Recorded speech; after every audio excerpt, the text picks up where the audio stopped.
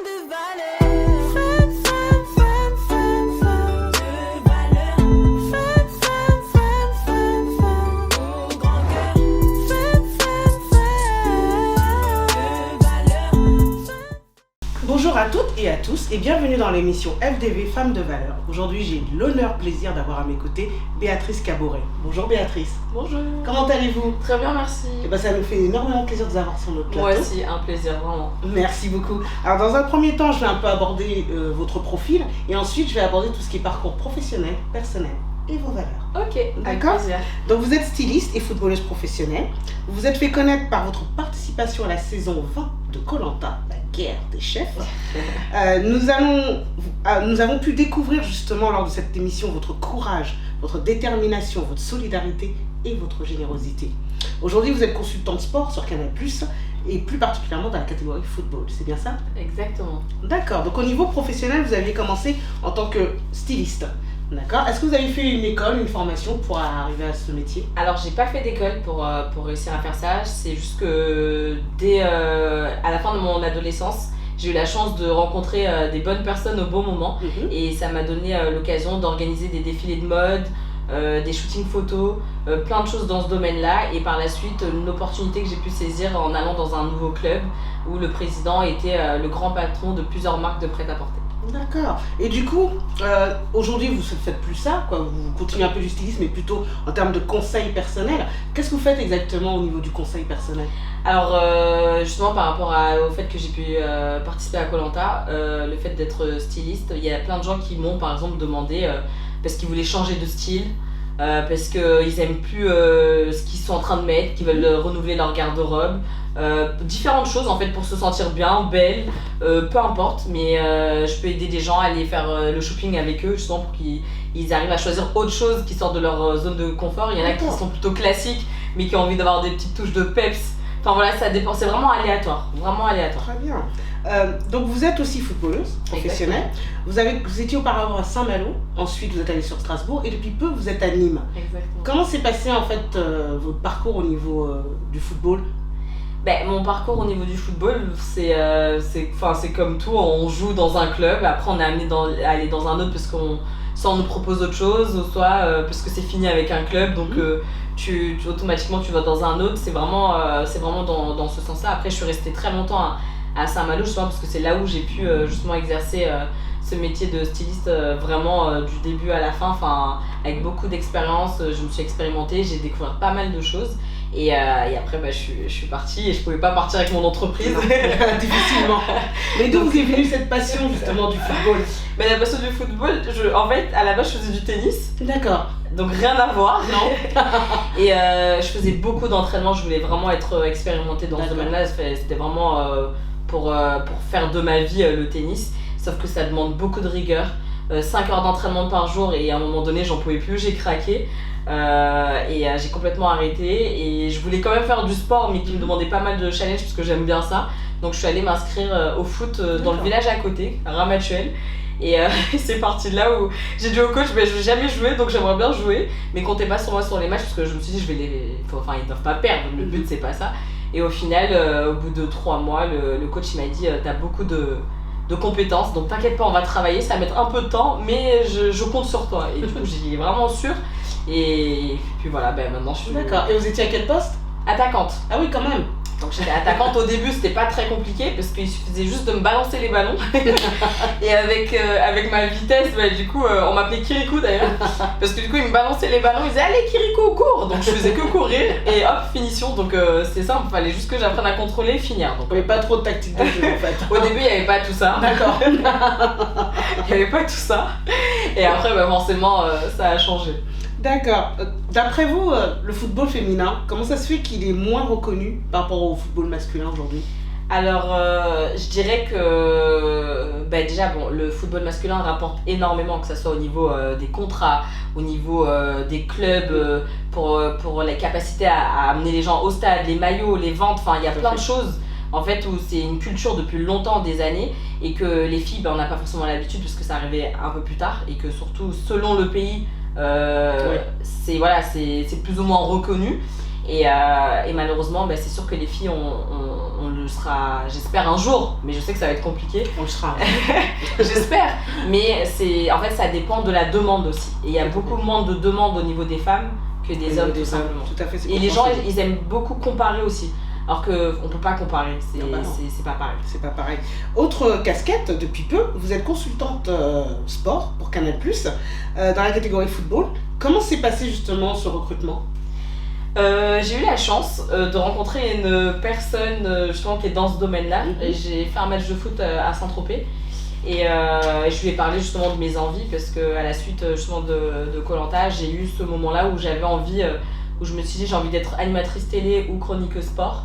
Et donc je me suis dit bon, je vais me préparer des maquettes. À un moment donné, il va falloir les taper dans toutes les portes parce que je veux absolument faire ça et ça me correspond. J'aime communiquer avec les gens, j'aime leur apporter mon sourire, mon soutien si je peux. Enfin, quelque chose j'ai envie d'apporter aux gens, j'ai besoin de ça. Et je me suis dit, il faut que j'arrive à être dans ce domaine-là et j'ai eu cette belle rencontre.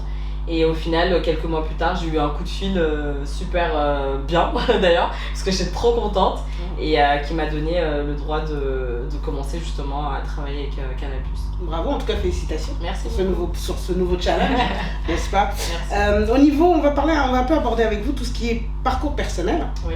Donc comme je disais, on vous a découvert dans la saison 20 de Koh-Lanta, la guerre des chefs. Comment avez-vous été sélectionnée?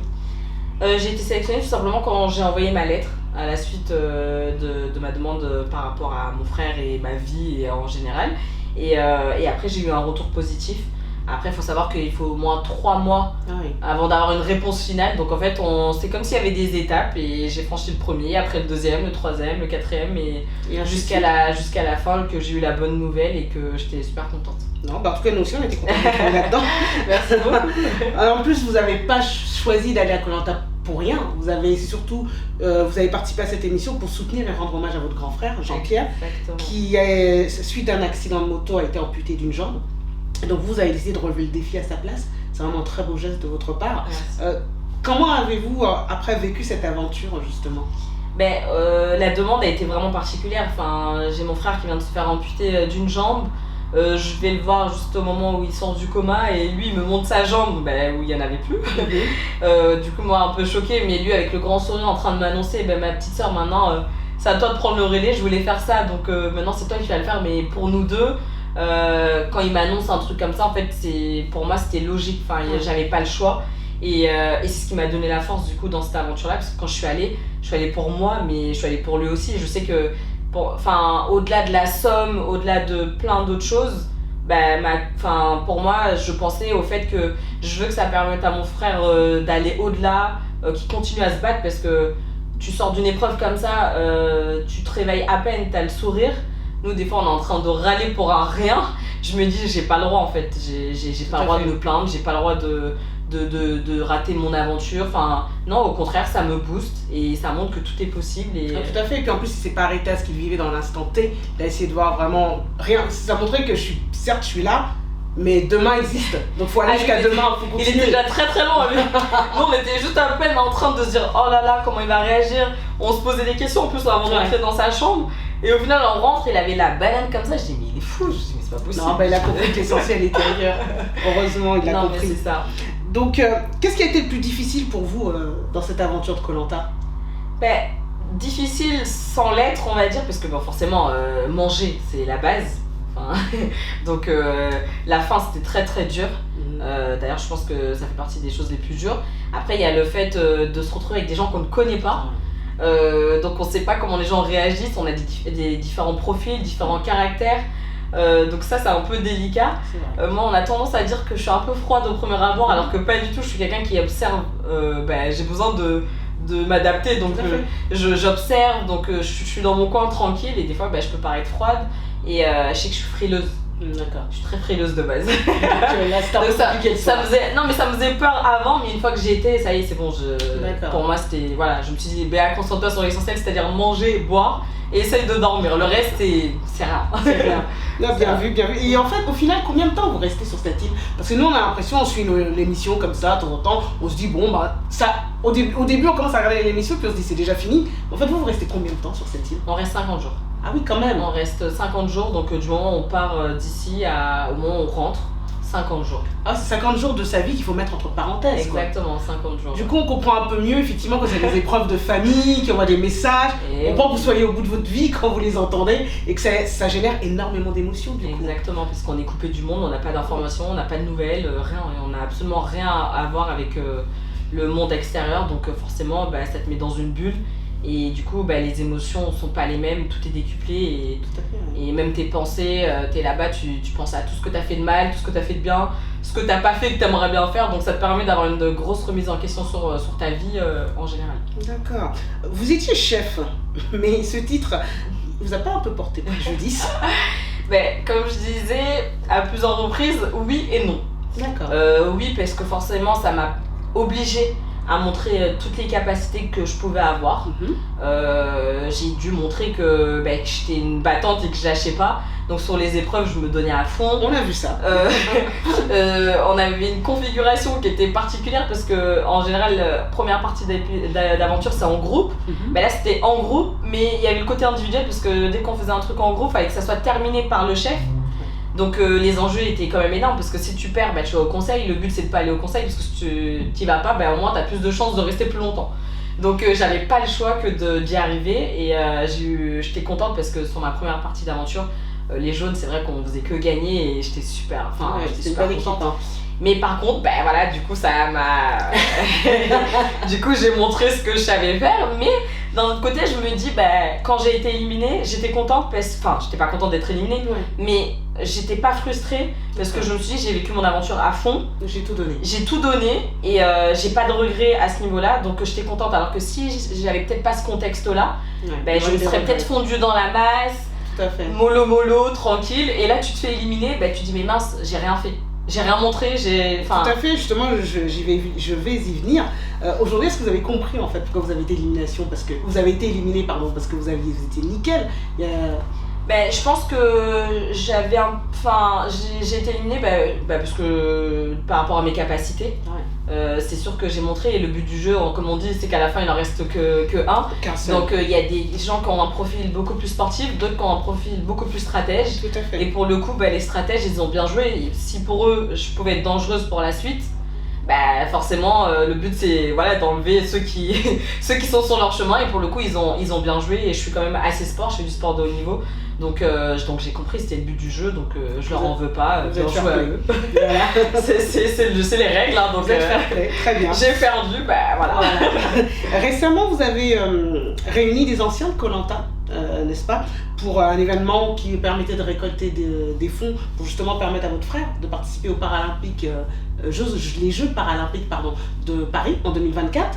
Comment s'est passé cet événement? Comment avez-vous réussi à réunir toutes ces personnes? Alors faut dire qu'à la base, je voulais fêter mes 30 ans. Mhm. Donc c'était mon anniversaire, donc je voulais vraiment essayer de faire quelque chose. On sortait de la période du Covid où c'était un peu compliqué, et cette aventure elle est quand même extraordinaire parce qu'on crée des liens avec des gens qu'on n'aurait peut-être jamais rencontrés. Tout à fait. Il y a des gens qui nous ressemblent plus ou moins, d'autres pas du tout, donc en fait on découvre vraiment d'autres choses. Et c'est vrai qu'il y a eu cette solidarité quand j'ai voulu faire cet anniversaire là. Et de là, il y en a certains qui m'ont dit, mais Béa, pourquoi on n'en profite pas pour mettre en œuvre ce que tu fais depuis le départ pour ton frère, partager une cagnotte. Moi, du coup, je voulais les accueillir de la meilleure des manières parce que ça me faisait plaisir aussi le geste qu'ils voulaient faire. Et de là, c'est parti, il y a eu un petit engouement par rapport à ça. Et malheureusement, on n'a pas pu réunir tout ce qu'il fallait.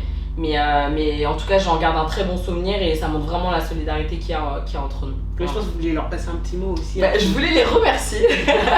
Je remercie du fond du cœur parce que que ce soit eux, même d'ailleurs tout le monde, parce Oui, que tout le monde qui a c'est vrai que participé. même sur les réseaux et autres, il y a beaucoup de gens Il y a qui eu nous beaucoup de soutiennent partage, alors ouais. qu'ils nous connaissent pas du tout. Et moi je voulais remercier tous les gens qui prennent du temps pour nous, du temps pour nous envoyer des messages, qui nous soutiennent, et vraiment tous les aventuriers qui croient en mon frère surtout. Et qui sont touchés par cette cause et qui donnent de leur temps et des fois de leur image justement pour m'aider pour lui. Merci à tout le monde, encore une fois. Et dans votre parcours personnel, étant professionnel, est-ce qu'il y a une personne qui vous a influencé? Alors il y a une personne qui m'a influencée, effectivement ma mère. Ma mère, parce que j'ai perdu mon père très jeune, et du coup elle a dû s'occuper de nous parce que j'ai 2 grands frères et une grande sœur. Elle s'est occupée de nous, elle a mis limite sa vie entre parenthèses, sans compter, sans rien demander. Une battante. Elle a fait pas mal de choses et moi quand j'étais petite, vu que je suis la dernière de la famille, elle m'emmenait 6 mois en Afrique, 6 mois à Saint-Tropez, donc j'étais 6 mois au Burkina Faso, 6 mois à Saint-Tropez. Ah oui. Donc ça m'a permis d'avoir la double culture, de voir comment ça se passait là-bas. Donc je peux être dans un lieu autant luxueux que autant où il y a beaucoup de pauvreté, mais je m'adapte parce que c'est la vie quoi.